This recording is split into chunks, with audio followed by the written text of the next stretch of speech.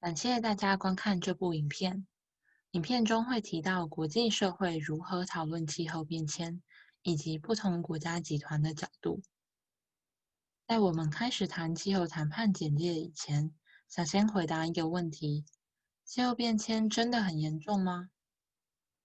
今年夏天，台北标志39.7度，创观测站124年来7月最高温。5月至7月间的热伤害急诊人次也创10年来新高。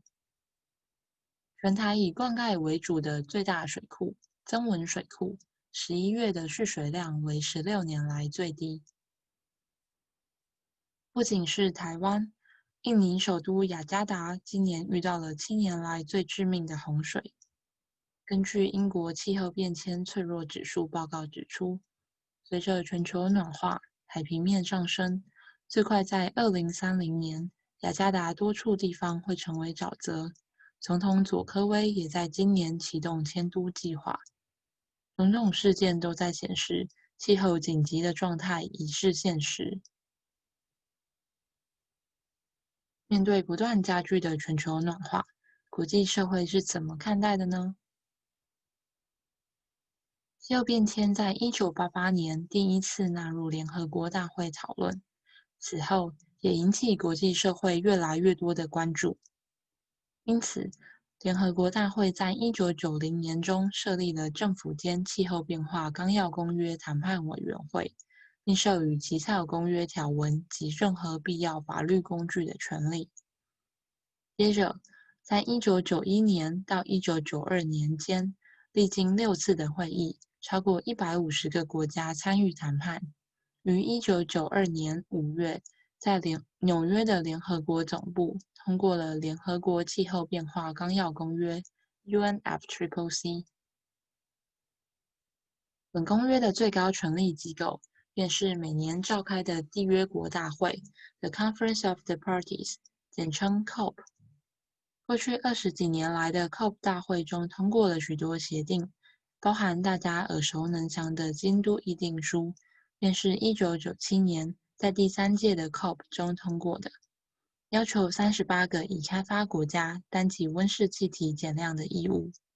然而，在各国未能达到共识，而且碳排大国不断抵制的背景下，京都议定书走向了崩解。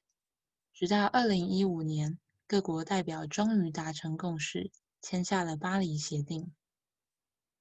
巴黎协定跟京都议定书的差别在于，它不以联合国的权威由上而下的要求各国减碳，减碳也不再只是附件一国家的责任，而是所有国家都必须自主提出国家自定贡献，达成各国共同但有区别的减碳责任。巴黎协定的目标是控制2100年全球均温跟工业革命前相比，升温幅度在2°C 以内，并努力控制在1.5°C。要控制在2°C 以内，意味着空气中的二氧化碳浓度要小于450 ppm。除了升温控制以外，已开发国家也同意每年提拨1000亿美元，支持低度开发国家进行气候变迁的减缓及调试。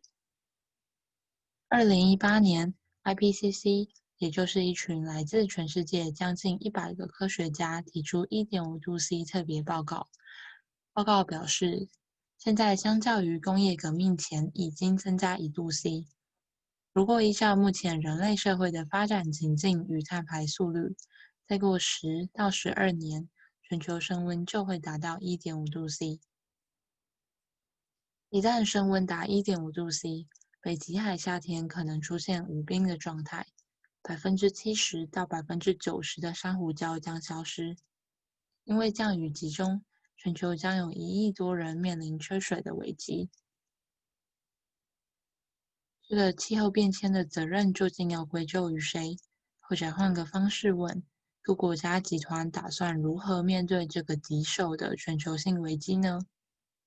从这张图可以看到各国历史碳排的轨迹。在1950年以前，碳排几乎是由美国和欧盟排放。但在1950年到2018年间，随着开发中国家的发展，他们的碳排也随之增加。也就是说，要成功控制2100年全球升温2°C内的目标，和许多因素相关。除了考虑各国过去历史碳排以外，也要考虑当前的经济发展以及未来的人口成长。过去已开发国家为了经济发展而排放出大量的二氧化碳，对于气候变迁有不可推卸的历史责任。因此，已开发国家要思考如何协助开发中国家发展绿色转型，并建构韧性，减少对气候变迁的冲击。开发中国家也不应小看自己的力量，未来的温室气体排放很可能主要来自开发中国家，所以要控制全球升温的目标，势必也需要这些国家的努力。即便是来自同一个国家，不同角色对气候变迁也会有各自的立场。想知道更多，请点选下一部影片继续观赏。